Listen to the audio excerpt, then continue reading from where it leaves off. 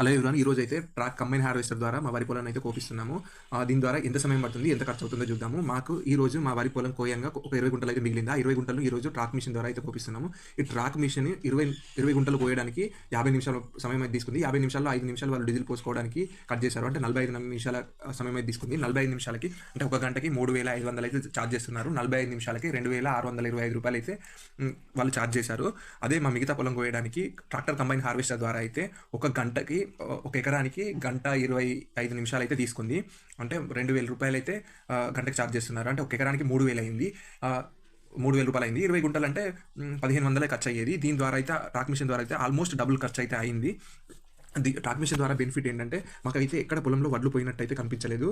ఎక్కడ చూసినా వడ్ల గింజ అయితే కింద కనిపించలేదు. అదే కంబైన్ హార్వెస్టర్ ద్వారా కోసిన పొలంలో గడ్డిలో వడ్లు ఉన్నాయి, అదే కింద కూడా వడ్లు ఉన్నాయి.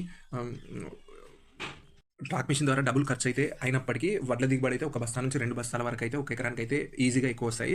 ఇలా చూసుకుంటే రెండింటికి సేమ్ ఖర్చు అయితే